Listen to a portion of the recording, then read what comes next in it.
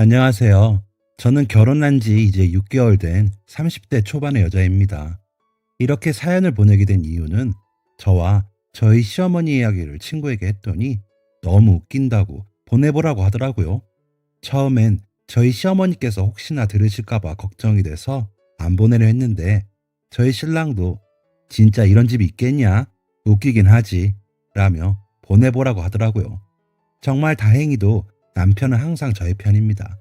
시아버지랑 시누이도 저의 편이죠. 어떻게 그럴 수가 있냐고요?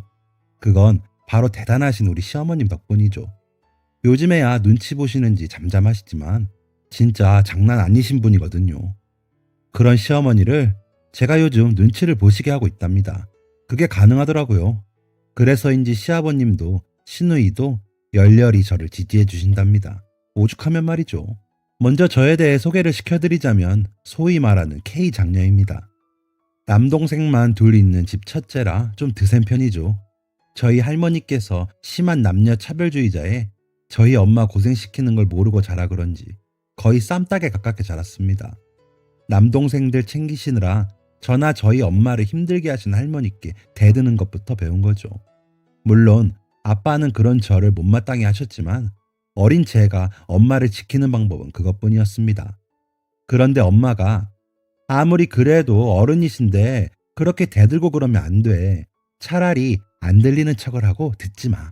그러면 그렇게 날카롭게 안 해도 되잖아.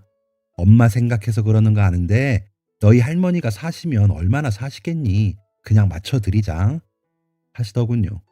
답답하고 화가 났지만 엄마의 눈빛이 너무 쓸쓸해 보여서 그냥 그러기로 했습니다. 그래서 그때부터 할머니께서 우리 장남 먹게 부침개 좀 해와라. 어디 기집애가 누나라고 남동생한테 주먹질이냐. 우리 막둥이 사탕 먹고 싶단다. 너가 가서 좀 사와라. 하시는데 안 들리는 척 했습니다. 처음엔 답답하신지 화를 내시던 할머님도 나중엔 포기하셨는지 저에게 아예 말을 안 거시더라고요. 그 방법이 통하자 저는 싫은 사람이 생기면 안 들려 전법을 써먹곤 했습니다. 그럼 상대방이 알아서 조용해지거나 멀어지거나 미안하다고 하더라고요.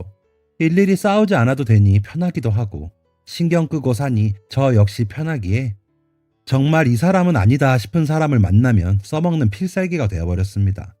남동생들은 누나 완전 또라이야. 너 그러다 진짜 어디 가서 큰일 나. 하며 혀를 차기는 했지만 뭐 제 속 터지는 거 아니니까 그러거나 말거나 라고 생각했습니다. 취업을 하고 보니 진상 총량의 법칙이라는 말이 왜 나왔는지 알겠더군요. 그 집단에 진상이 없으면 그곳이 진상은 너다라는 말도요. 그만큼 우리의 곁에 진상은 넘쳐나게 있었습니다. 전 그런 그들에게 역시나 안 들려 방법을 써먹었습니다. 그들의 패턴도 비슷했습니다. 처음엔 화를 내다가 나중엔 물어보며 미안하다 사정하다가 최후엔 제 눈치를 보며 조심하는 순서로 가는 겁니다. 그 정도와 걸리는 시간의 차이만 있을 뿐 순서는 비슷했습니다. 그랬기에 저는 저만의 법칙처럼 안 들려 전법을 사용했죠. 물론 다 그럴 수는 없고 최악의 경우에만 그랬습니다. 회사 생활을 2년쯤 했을 때 팀장님 한 분이 이직해 새로 부임해 오셨습니다. 오시기 전부터 그분의 실력에 대한 소문은 이미 삽시간에 퍼져 모두들 기대가 컸죠. 팀장님께서 오시고 처음엔 까다로우신 인상에 정말 업무 처리 능력도 뛰어나셨기에 모두들 긴장하고 더 열심히 일했습니다. 하지만 그분에 대한 존경과 긴장은 첫 회식 때 깨지기 시작했죠. 술을 얼마나 좋아하시는지 평일 회식임에도 불구하고 막차가 끊길 때까지 부어라 마셔라 하는 겁니다. 물론 처음이니 가까워지고 싶으셔서 그랬을 거라고 믿어 의심치 않았습니다. 그러고 싶었던 거죠. 그분에 대한 기대가 컸던 만큼 실망하고 싶지 않았으니까요. 하지만 주 2회 회식을 3달 겪고 나니 이건 아니다 싶어졌습니다. 저뿐만이 아니었습니다. 이미 팀장님께 내 편으로 찍힌 남자 직원들은 집에도 못 가고 사우나에서 샤워하고 출근했다며 지쳐하는 기색이 완연했죠. 그 무리에 낀 저도 역시나 반 좀비가 되어가고 있었습니다. 살아야 했습니다. 살고 싶었습니다. 그래서 이번에도 역시나 저는 안 들려 전법을 사용했습니다. 물론 업무 시간엔 계속 그럴 순 없으니 회식 분위기가 잡힐 때쯤부터 저는 슬슬 안 들리는 척을 했습니다. 갑자기 제가 안 들린다고 하니 팀장님은 놀라신 듯 보였습니다. 하지만 기존의 직원들은 저의 이런 수법을 알고 있었기에 별말 않고 절 보내주더군요. 그러길 한 달쯤 되자 김희영 씨? 일부러 회식 가기 싫어서 안 들린다고 했던 거야? 회식도 업무의 일환 아닌가? 거기서 나오는 얘기들이 얼마나 피가 되고 살이 되는 이야기인데 좀 서운하네. 라며 팀장님의 회식 강요가 시작됐습니다. 그래서 팀장님, 제가 스트레스에 취약해서요. 신체적으로나 정신적으로 힘들면 난청이 생기거든요. 양해를 좀 해주시면 감사하겠습니다. 라는 저의 부탁에 처음에는 수긍하시는 듯 보였습니다. 하지만 회식에서 제가 나타나지 않을수록 중요 업무에서 배제되는 날들이 이어졌습니다. 아프면 회사를 쉬면 되지. 팀워크가 분위기 따라가는 건데 요즘 사람들은 참 이기적이야 하면서 대놓고 저를 저격하는 날들이 시작됐습니다. 저뿐이 아니라 회식에 불참하는 사람 모두에게 그러셨습니다. 그러면서 커피를 타달라, 복사해와라, 회의실 정리해라 같은 사무 보조들이 하는 업무만 시키더라고요. 더 이상은 저도 참기 힘들어졌습니다. 그래서 아예 팀장님을 없는 사람 취급하기 시작했습니다. 물론 안 보인다고 할 수는 없으니 눈에 보일 때 목례로 인사는 했습니다. 하지만 어떤 지시를 내리셔도 들리지 않는 척하기 시작했습니다. 회의를 하자고 하셔도 저는 들어가지 않았습니다. 잔심부름 시키시는 것도 안 들리는 척했죠. 그러면서도 제가 해야 할 업무들은 최대한 다 했습니다. 그래야 저도 명분이 생길 테니까요. 그러다 우연히 팀장님의 이상한 행보를 발견하게 되었습니다. 제가 안 들리는 척하기 2주가 지날 무렵 탕비실에서 차를 타고 있는데 말소리가 들리더라고요. 내용은 취업 청탁 같더군요. 뭐 흔히 있는 일이니 그러려니 했는데 문제는 회사와의 거래에 대해 협박처럼 말하고 있는 내용을 듣게 된 거죠. 그 말소리의 주인공께서는 팀장님이셨고요. 저는 그저 제 할 일을 하고 있었습니다. 탕비실로 들어서시며 처음엔 제가 있는 걸 보시고 놀라는가 싶더니 이내 제가 안 들린다고 생각하셨는지 통화를 마무리하시더라고요.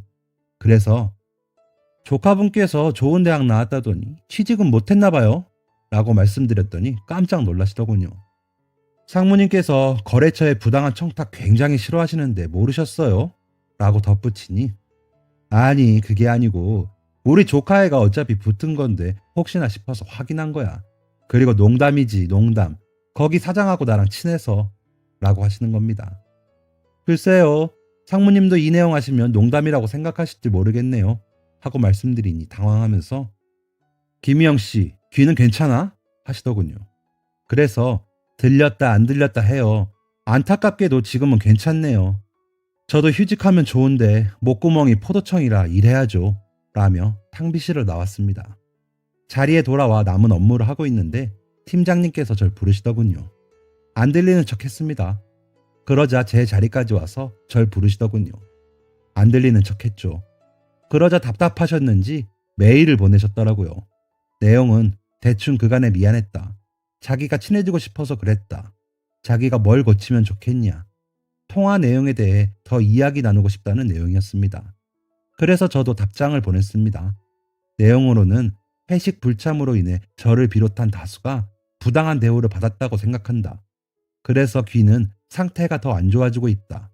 팀장님 방식의 회식은 안 하면 좋지만 정 안 되면 분기별로 한 번씩은 어떠시냐. 그리고 통화 내용은 상무님께서 아시는 게 맞는 거 아니냐. 업무에 있어 연관되고 있는 회식에 대해서도 함께 아시는 것이 좋겠다 라고 보냈던 것 같습니다. 그러자 답장으로 앞으로 회식 일절 안 하겠다. 이영 씨 몸이 안 좋다고 해서 쉴 수 있도록 한 것이었다. 업무 배제라니 말도 안 된다. 그간의 일들은 잊어달라는 답장이 왔더군요. 그래서 제보는 생각해 보겠다. 하지만 개선이 안 된다면 상무님께 그간 사정들과 제가 들은 내용을 말씀드리는 수밖에 없을 것 같다. 제가 귀가 안 좋다 보니 말소리가 들리면 버릇처럼 녹음을 한다는 사실도 알려드렸습니다. 전부는 아니지만 통화로 상대방의 협박성 말씀을 하실 때 녹음을 했거든요. 그날 잡혀있던 회식도 취소를 하시더군요. 그러더니 회식에 회자도 나오지 않는 2달의 시간을 보내게 되었습니다. 모두들 처음엔 좋아라 하다가 나중엔 의아해 하더군요. 그러시더니 아이 때문에 회식에 참석 못하시던 대리님께서 이영 씨가 한 거야? 회식하는 거 싫어했잖아 라고 하시더군요. 글쎄요 하고 말하며 웃었더니 어떻게 한 거야? 안 들린 척하면 되는 거야? 하면서 웃으시더라고요. 하지만 업무적인 요소들은 여전히 불평등했기에 저는 좀 화가 나고 있었습니다.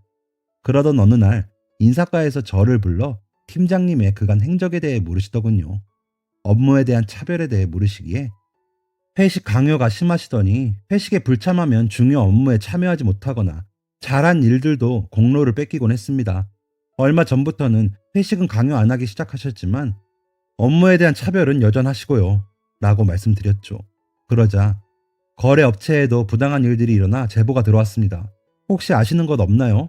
하시기에 녹음한 내용을 들려드릴까 하다가 거기까지는 하고 싶지 않았습니다. 그래서 없다고 하자 조사받으시면서 최 팀장님이 김희영 씨가 제보했냐고 여러 차례 물으시더라고요. 그래서 결정적인 자료가 있으신가 했습니다. 하더라고요. 그래서 이런 거 말씀하시나요? 하고 녹음본을 들려드렸습니다. 자칫 저까지 엮어서 이 인간이 말을 만들겠구나 싶었거든요. 내용을 들으시더니 이런 게 있으면 주시지 왜 감추셨어요? 하기에 저 같은 평사원이 이런 게 있다고 한들 제보하기 쉽나요? 팀장님께서 먼저 그렇게 저를 들먹이셨다니 최후의 수단으로 드린 거죠. 라고 말씀드리니 수긍하시더군요. 팀장님은 그 일을 계기로 퇴사를 하게 되었습니다. 소식을 듣고 혹시나 저에게 따지시거나 해코지를 할까 두려웠는데 인사실에서 잘 이야기를 하신 건지 오히려 저에게 미안하다 사과를 하시고 가시더라고요. 사무실은 한동안 혼란스러웠지만 상무님께서 직접 처리를 하시며 진정이 되었습니다. 그 일을 계기로 저는 안 들려 전법을 안 쓰기로 결심했습니다. 괜히 그런 일에 말려 들어간 것 같기도 하고 유치하다는 생각에 현타가 왔다고 해야 할까요? 함께 근무하던 남자친구는 좀 유난스러워 보이고 이상하지만 너만의 방법이니까 라고 했다가 팀장님이 그만두시자 자기야 진짜 대단하다. 나도 써먹을까? 하며 좋아하더군요. 하지만 제가 다시는 안 그러겠다고 했더니 그래 괜히 그런 일에 휘말려서 놀랐지. 앞으로 그런 일이 안 생기겠지 하더군요. 저도 제가 다시 안 들려 전법을 사용할 일이 없을 거라고 생각했습니다. 특히나 결혼 생활이 있어서는 더 그럴 일이 없을 거라고 생각했죠. 팀장님과의 일이 있고 2년이 지나고 저와 제 남자친구는 결혼식을 했습니다. 결혼을 하고 얼마 후 남편은 규모가 좀 더 큰 회사로 직급을 내리며 이직을 했고 전 대리로 승진을 했습니다. 그러자 시어머니께서 너는 좋겠다. 잘난 우리 아들이랑 이렇게 결혼해서 아휴 그렇게 큰 회사로 휙휙 옮기고 아주 능력이 이렇게 좋은 남자랑 어떻게 결혼했을까 싶지 하시는 겁니다. 그래서 어머니는 좋으시겠어요. 승진도 잘하는 며느리 보셔서요. 월급도 제가 더 많아요. 신랑은 자기보다 제가 대리된 게 더 빠르다면서 대단하다고 하던데요. 라고 하니 그 째까나 회사에서 대리된 게 뭐 그리 대단하니 하시더군요. 어머니 신랑도 여기서 대리 달고 과장도 해서 지금 회사 간 거예요. 라며 웃었더니 신경질을 내시더군요. 뭐 그러려니 했습니다. 워낙 어릴 때 할머니께 당했던 내용들이라 마음이 상하지도 않더라고요. 더한 일들도 많았으니까요. 그저 앞으로의 결혼 생활이 평탄하진 않겠구나 싶었습니다. 그래서 남편에게 어머님 계속 저러시면 나도 곱게는 못 넘어가. 알지? 라고 이야기했습니다. 그러자 남편은 제발 그냥 넘어가지 마. 나도 나 어릴 적부터 엄마 저러는 거에 너무 질려. 누나랑 여동생도 고생 많이 했거든. 누가 봐도 누나가 공부도 더 잘했고 더 잘났는데 그걸 칭찬 한 번 안 하시더라. 여동생도 막내인데 막내 대우도 못 받고 컸고 자기까지 그런 대접 받는 거 싫어. 근데 나도 좋게는 얘기해 보겠는데 막 못되게는 못해. 솔직히 그렇게 나한테 지극정성으로 하셨는데 마음이 아파. 라더군요. 그래서 그럼 나 하는 대로 가만히나 있어. 나중에 딴소리 말고 내가 잘못했다고 하지도 말고 알았어? 라며 확답을 받았습니다. 저희 시어머니는 아드님께서 최고이신 분이거든요.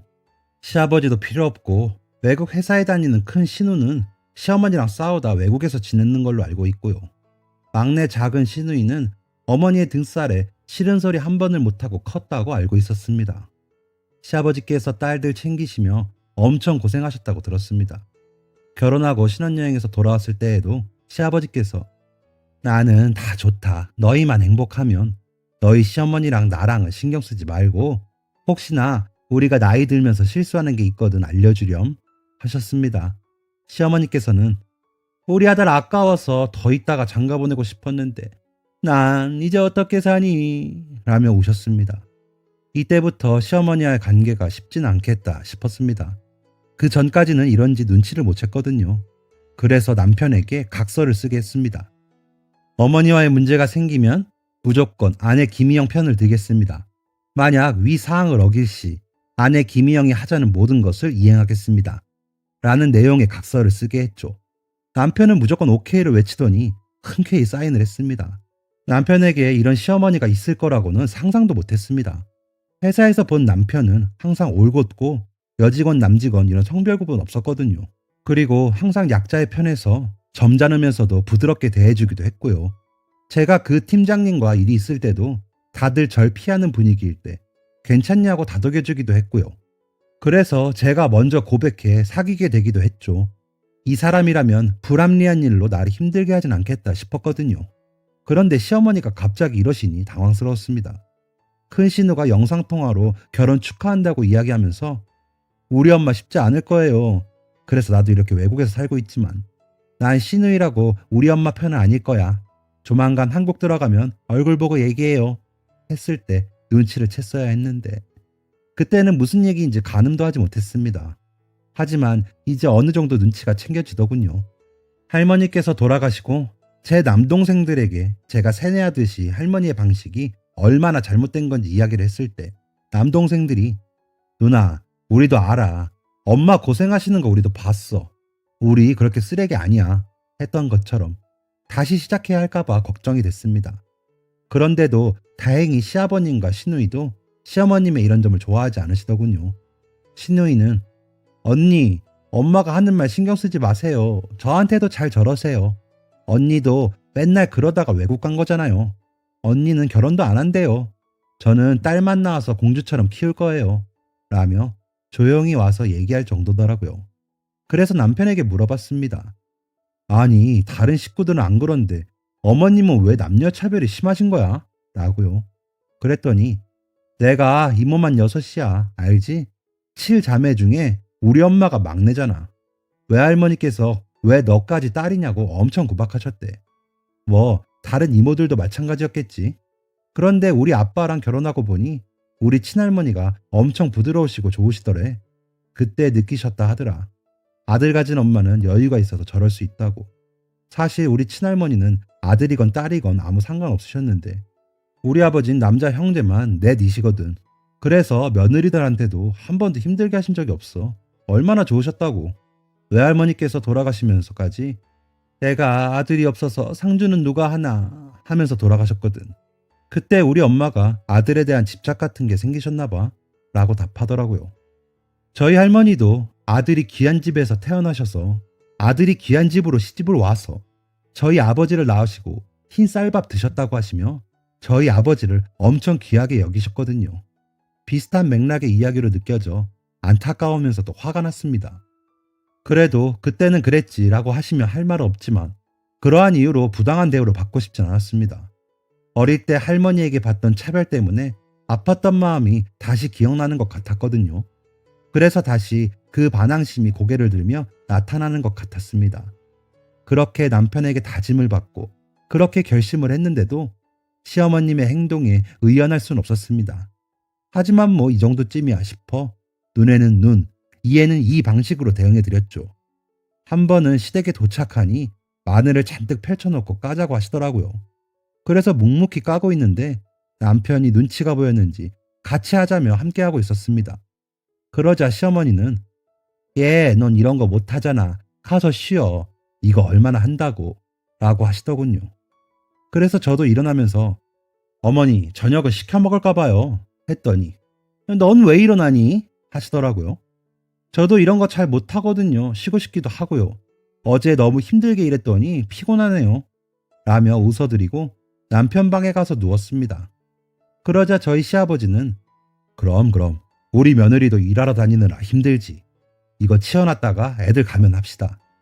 에휴 갑자기 왜 이런 마늘을 샀어? 원래는 다 까져 있는 거 사면서 하시더군요. 그러자 시누이는 아빠 이거 베란다로 옮길까요? 하며 마늘은 다 치워버리더라고요. 그날은 그렇게 남편과 낮잠을 자고 일어나 저녁 먹고 집으로 왔습니다. 시어머니 표정은 잔뜩 뿔이 나셨지만 별 말은 없으시더라고요. 남편은 잘했다며 별말 없었고요. 얼마 뒤 시어머니께서 업무 시간에 전화를 하셔서 받아보니 너는 언제 안부 전화하니? 아주 내가 기다리다가 목이 빠지겠다. 매일 와서 인사하라는 것도 아닌데 너무한 거 아니니? 하시더군요. 바쁜데 겨우 짬을 내어 받은 전화였는데 그렇게 말씀하시니 욱하더군요. 그래서 알겠습니다 하고 끊었습니다. 그리고 다음날 새벽 4시 30분에 알람을 맞춰 놓았다가 어머니께 전화를 드렸습니다. 어머니, 제가 회사에 출근했다가 퇴근하고 저녁 먹고 하면 정신이 없어서요. 지금밖에 시간이 안 될 것 같아요. 오늘도 즐거운 하루 되세요. 하고 전화를 끊었습니다. 시어머니는 잠결에 놀라셨는지 그래, 그래 라며 잠긴 목소리로 받으시더군요. 그리고 그 다음 날도 계속 전화했습니다. 한 일주일 했더니 예, 아무리 그래도 이 시간은 너무한 거 아니니? 너 때문에 이 시간에 일어나면 내가 잠을 못 자. 아주 너무 피곤해 하시더군요. 그래서 어머, 그러셨어요? 저는 지금 일어나서 운동하고 출근하거든요. 어머니가 하도 여자는 부지런해야 한다고 하셔서 이 시간에 일어나시는 줄 알았어요.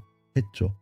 그랬더니 난 이 시간에 자니까 전화하지 말아라 하시기에 어머니, 그럼 전 이 시간밖에 시간이 안 돼서요. 안부 전화는 못 드리겠어요. 라고 말씀드리니 아휴, 알았다. 알아서 해. 라며 전화를 끊으시더군요. 그런 통화 내용을 듣던 남편은 자던 중에도 웃더니 우리 엄마 또 한 방 먹었네 하더군요. 남편은 웃었지만 저는 속이 상했죠. 자꾸 별거 아닌 걸로 저를 들들 볶으시니까요. 또 한 번은 주방 일을 저에게만 시키시기에 여보, 와서 좀 도와줄래? 숟가락만 놓으면 될 것 같아요. 라고 하니 너는 나이도 어린 내가 왜 그렇게 신랑을 못 시켜 먹어서 그러니? 하시더군요. 그럼 나이 순으로 일하는 거면 아가씨가 다 해야 되는 거 아니에요? 부부끼리 그런 게 어딨어요. 맞벌이에 월급도 제가 더 많은데 라고 하자 너는 그 말대답! 이라며 흥분하시더라고요. 그래서 어머니, 정말 제가 말대답하는 걸로밖에 안 보이세요? 어머니 이러시는 거 요즘 사람들 다 싫어해요. 전화 되니까 대꾸라도 해드리고 말씀드리는 거예요. 고치셔야 되는 건 얼른 고치셔야죠. 라며 웃으며 말씀드렸습니다. 그랬더니 얘가 진짜 끝까지 야, 나가! 가! 하시기에 네, 안녕히 계세요. 라고 옷 챙겨 나왔습니다. 물론 남편은 얼른 제 옆에서 엄마, 갈게요. 하더니 나오고요. 그렇게 집으로 왔더니 어머니가 전화하셔서는 야, 가란다고 진짜 가니? 그리고 갈 거면 너 혼자 가지. 내 아들은 왜 데려가? 라고 하셔서 어머니가 가라고 하셔서 나온 건데 그렇게 말씀하시면 어떡해요. 그리고 신랑은 본인이 그냥 저 따라 나온 거예요. 제가 가자고 한 거 아니고요. 신랑 바꿔드려요. 라고 했죠. 그랬더니 됐어. 너 아주 그러다 시부모 안 보고 산다고 하겠다. 라고 하시기에 에이, 제가 또 그러진 않죠. 어머니 말씀 잘 따르라 그래서 그대로 한 건데 자꾸 뭐라고 하시면 좀 서운해요. 라고 했더니 아유, 진짜 라더니 전화를 끊으시더군요. 그렇게 전화를 끊고 나서 자기야, 아무 말도 안 하면서 기다려주는 것도 고마운데 당신 엄마니까 당신이 얘기 좀 해. 라고 남편에게 했더니 알았어. 나도 얘기하기는 해. 그런데 그때마다 자기한테 더 전화하시는 거 어떻게 해. 우리 엄마 고집을 누가 꺾냐. 당신이나 되니까 그 정도 할 수 있는 거야. 하더군요. 부글부글 올라왔지만 그래도 아직은 웃으며 말할 수 있으니 참아보자 싶었습니다. 그러다 일이 터졌죠. 아버님이 은퇴를 하시고 그래도 손 놀리는 거 싫다고 하시면서 청소일을 시작하셨습니다. 어머님도 함께 다니신다고 하시더라고요. 그래서인지 한동안은 집으로 오라는 말씀도 없으셨고 연락도 뜸하시더군요. 그러려니 했죠. 두 분이 운동도 될 겸 다니시는 거라고 하셨으니 크게 생각하지도 않았고요. 오히려 아버님은 몸을 움직이니 좋다고도 하셨거든요. 그런데 어머님이 허리도 너무 아프고 힘들어서 못하겠어. 그런데 또 벌다가 못 벌면 그렇잖아. 생활비가 달라지니까 너 월급 얼마 받니? 하시는 겁니다. 어머님, 제 월급은 왜요? 그건 저희 엄마도 모르시는데. 저 일 그만두면 어머님이 그만큼 주시게요? 하고 여쭤보니 예, 니네가 이제는 용돈 좀 줘야지. 언제까지 우리가 벌었으니. 너희 시아버지께서도 아프신데 억지로 나가시는 거지. 청소가 보통 일인 줄 아니? 라는 겁니다. 저희 반반 결혼했고 각자 부모님께 손 안 벌리고 대출 꽉 채워받아 전세 살고 있어 아기도 아직 못 갖고 있는데 부모님 용돈이라니요. 가당치도 않는 말씀이라. 어머니, 저희도 힘들어요. 제 친구들은 시부모님이 집해 주셔서 다 회사 그만두고 애 보는데 저는 애도 못 갖잖아요. 그리고 용돈은 어머님만 드려요. 저희 부모님까지 드리려면 저희 대출은 언제 갚아요? 라며 더 우는 소리를 했습니다. 그러자 너 아주 웃긴다. 내 아들 버는 돈으로 너희 부모님 용돈 주겠다는 소리가 나오니? 아주 친정에 다 빼돌리겠다 하시며 또 방방 뜨시더라고요. 어머니, 저희 결혼할 때 아무것도 안 해주셨으면서 그럼 어머님만 용돈을 받으시겠다는 거예요? 저희 친정 부모님께서는 그래도 남편 시계랑 정장도 해주셨는데 어머님께서는 반지 하나도 안 해주셨는데요. 당연히 저희 부모님도 드려야죠. 라고 했더니 몰라. 난 그런 거 모르겠고 아무튼 너희가 용돈 주는 걸로 알고 끊는다 하면서 전화를 끊으시더라고요. 진짜 짜증과 분노가 머리부터 발끝까지 휘감아돌아 폭발하기 직전이었습니다. 남편에게 이야기했죠. 남편은 곤란해하더니 언젠가는 일어날 일이긴 한데 아직 좀 무리지. 진짜 근데 자기야, 나 진짜 미안한데 이번 일은 자기가 좀 해결해주면 안 될까? 내가 나서서 말씀드리긴 좀 죄송해서 대신 나는 자기가 하자는 대로 다 맞춰서 맞장구는 칠게 라더군요. 아니 여보, 자기네 부모님이잖아. 진짜 내가 어떻게 해? 라고 하다가 잊었던 그 방법이 생각났습니다. 안 들려 전법. 그래서 남편에게 진짜 나 하자는 대로 하는 거야. 나중에 딴소리 하지 마. 라며 의견을 맞춰 놓았습니다. 팀장님과의 일이 다시 생각나 그렇게까지는 하지 말까 싶다가도 이번에 시어머님께 꺾이면 이대로 평생 일해야 한다는 생각에 크게 결심했습니다. 다음날 시어머니께 다시 전화가 오더군요. 얘 언제부터 입금할 거니? 돈이 들어와야 너희 시아버지도 일을 그만두실 거 아니야 하시기에 여보세요? 여보세요? 어머니 안 들려요? 여보세요? 하며 여보세요? 어머니 안 들려요. 어머니 말씀하세요 하다가 끊어버렸죠. 다시 저녁이 되자 휴대전화 화면에 아버님이라며 이름이 뜨기에 어머님이라는 것을 알았습니다. 야, 안 들려? 하시기에 여보세요? 아버님, 아버님, 안 들려요. 어떻게 해요? 하면서 우는 소리를 하면서 남편을 바꿔줬습니다. 그러자 남편이 엄마, 애한테 도대체 뭐라고 한 거예요? 갑자기 소리가 안 들린대요. 병원 가봐야 할 것 같아요. 엄마가 스트레스 줘서 그런 거 아니야. 그러니까 내가 좀 내버려두라고 했잖아요. 이제 어쩔 거야. 라며 화를 내고 전화를 끊었습니다. 다음날 저녁 어머님과 아버님이 오셨더군요. 저는 계속 안 들리는 척했죠. 일부러 목소리 크게 하며 오셨어요? 안 들려서 대답을 못해요. 라고 인사만 했습니다. 그러자 어머님께서는 이리저리 제 뒤에서 박수를 쳐보시며 안 들리냐고 하시더군요. 아버님께서 그런 어머니를 보시며 그만해. 애가 아픈데 이게 무슨 짓이야. 어른이 채신 없이. 얼마나 답답하겠어? 사돈 어른들은 아시니? 정말 면목이 없구나. 하시며 어쩔 줄 몰라 하시더군요. 그런 말까지 안 들리는 척 해야 하니 저도 답답했습니다. 하지만 이겨내야만 했습니다. 그런데 갑자기 제 귀에 손을 대고 모아서는 야! 하면서 크게 소리를 치시더군요. 위기였지만 안 들려 전법이 제가 몇 년이겠습니까?